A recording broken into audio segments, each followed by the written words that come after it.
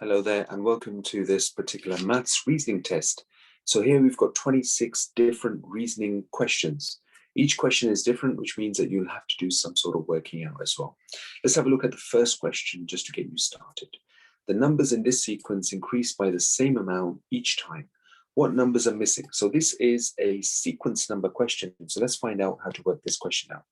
First of all, let's find out the difference between these two numbers. So let's work out 49 take away 42. So 9 take away 2 is 7. 4 take away 4 is 0. So in other words, our answer is 7.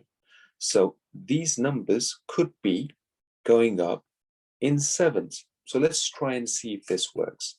So what's 49 add 7? So 49 add 7 is going to be 56. And what's 56 add 7? 56 add 7 is going to be 57, 58, 59, 60, 61, 62, and 63. And what's 63 add 7? 63 add 7 is going to be 70. So that works out really, really nicely. Now let's go back here. So let's minus 7. 42 minus 7 is going to be 35.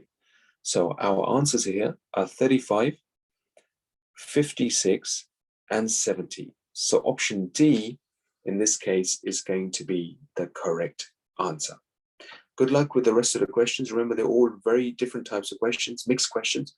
But after you're done with your homework, then in our next follow-up class, we'll review all the questions one by one. Good luck with those. Thank you.